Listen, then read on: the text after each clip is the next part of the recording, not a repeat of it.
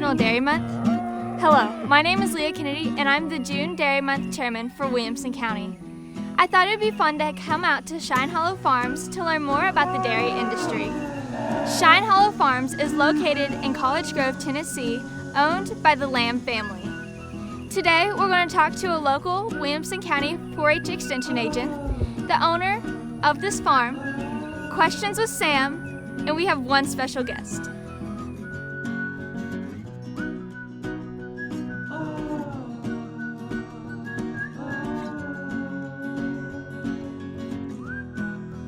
First today we have Mr. Doug Burney. He's a UT Extension agent at the Williamson County office. Mr. Doug, what do you do as a UT Extension agent? Well, extension agents are literally, as the word would imply, an extension of the University of Tennessee, which is land-grant university, and basically take research from the land-grant university system and make it available to folks who are in production agriculture. So how do you implement dairy into 4-H? Well, 4-H has a lot of opportunities for kids to learn about dairy. They can come in without having to live on a dairy or grow up on a dairy farm or even own dairy cattle. They can learn about the dairy industry and they can learn about the dairy animals by being a part of a judging team. They can learn how to taste and evaluate dairy products like ice cream and butter and milk and chocolate milk and all that good kind of stuff. They can learn how to evaluate the dairy animals based on how they're built, how their structural integrity, and their potential in terms of milk production once they're on a farm and working that way. And so 4-Hers can learn about the dairy industry by participating in Dairy Quiz Bowl, where they learn facts and information and they're quizzed on that, or dairy judging or dairy products judging. But it's all part of being a part of animal agriculture, whether you can own an animal or not. And for the kids who can own an animal, they can be involved in showing dairy cattle. So do you have to live on a dairy farm to show in the dairy shows? Not at all. You do not have to live on a farm of any kind in order to be involved in 4-H and learn about animal agriculture or animal science. That is so cool. So giving opportunities to kids who even don't live on dairy farms. That's exactly right. How do you get involved with 4-H? Getting involved in 4-H is really very simple. It's as simple as filling out an enrollment form. And a lot of folks say, why? How much does it cost or what else is involved? There's literally no cost unless there is a project fee. Sometimes there might be a fee if you're using something that has to be paid for in the process. But to be involved in 4-H, you literally need to enroll, and your enrollment gives us a way to contact you and make you aware of events and opportunities that are coming up. And one of the ones that's really important that folks might think about is attending our open house, and you can learn about all of the opportunities with the Livestock Project Group. If you're interested in dairy or in beef or in poultry, in sheep, in goats, in swine, you can come to the open house and ask questions of kids who've been involved in that project and learn a whole lot about it. Whether you can own an animal or not really is irrelevant, because you can be involved in learning that process and learning about animal science. And we've got a lot of folks that live in subdivisions or live in town that can't own an animal, but they think they might be interested in going into veterinary medicine when they go to college. 4-H is a great way for them to come in and develop not only the life skills, but learn a lot of the information that would help them prepare for that. So what if I don't want to do livestock? Is there any other project groups? Oh, that's an excellent question. 4-H basically takes any of the interest of students and help them develop that by creating hands-on opportunities for them to learn about it. So if someone's interested in shooting sports, we have a shooting sports program where folks can come in and they can learn about BB, rifle, archery. There's a whole host of opportunities that they can develop their skills in that area. If they're interested in science or technology, engineering, math, we have a STEM program and project that really spans a wide variety of topics in that. Everything from learning how to code and in Raspberry Pi to building a junior solar powered car that you would then race. There's actually one course that's offered called CSI, where folks learn how to use science to solve a crime scene, basically like what they would see on a CSI show.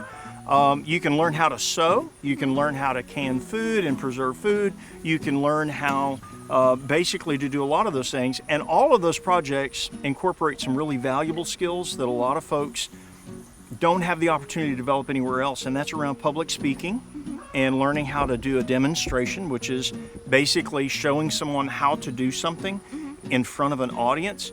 And so those projects are incorporated into all the other projects. So there's a host of things that folks can do that have nothing to do with livestock. But of course, if folks are interested in livestock, there are plenty of opportunities there as well. So there's really something for everyone in 4-H. There's something for everyone in 4-H, and 4-H does something specific for everyone that's involved. Thank you for your time. You're very welcome. It's my pleasure. Also here with me is Miss Wendy Lamb, one of the owners of Shine Hollow Farms. Miss Wendy, how long has the farm been in your family? This farm's probably been in my husband's family for almost 200 years. Oh, wow. So what do you do on a day-to-day basis on this farm? Well, my husband and I and the kids, we milk twice a day, every day. And depending on the season, right now is kind of hay season. We plant crops and grow hay right now. Like I said, depending on what time of year it is, depends on what we're doing. Yeah. Always feeding something. So what do y'all do with the milk that y'all harvest? Our milk, it actually goes to Dean Foods, which actually currently goes to the barber plant. Oh, cool. So it goes onto your shelf Oh, cool. in the stores. What are the pros and cons of dairy farming? I guess that varies from person to person, but I guess some of the pros would be you're here at home. The travel commute's not bad. There's a lot of family time. Some of it can be a little stressful, but it's every day. I guess that's the biggest con, is it's every day, twice a day, no matter what you're doing, every day. And right now, how many calves do you have on the farm? All different ages. Our youngest ones are probably a couple months old to all the way to yearlings and just getting ready to be bred. So in all, there's probably about 200 from everybody. Oh, wow. All right. Thank you, Miss Wendy. You're welcome. So you'll never guess it, but we have a talking cow. We're going to do question and answers with Sam. So Sam, Carter asked, what are the challenges that you face on a day-to-day basis as a dairy farmer?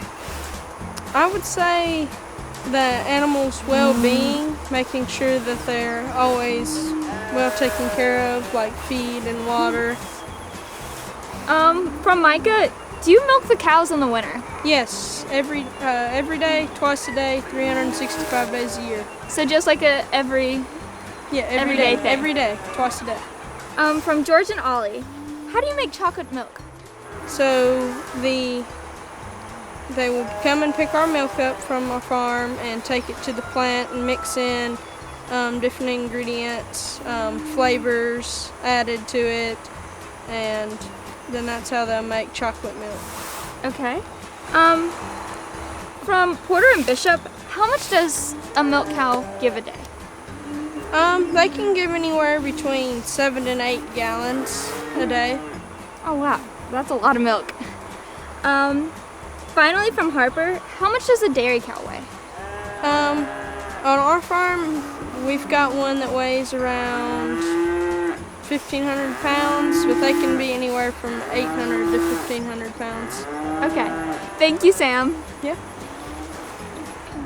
Finally, we have one last special guest. Riding in on Clara the chicken, here comes Laura to share a couple dairy facts. Hey, how was your ride in?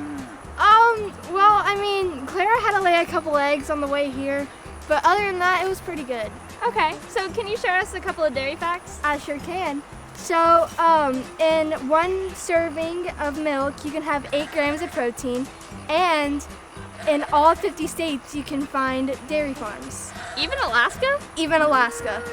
Wow, you learn something every day. Thank you, Laura. Thank you.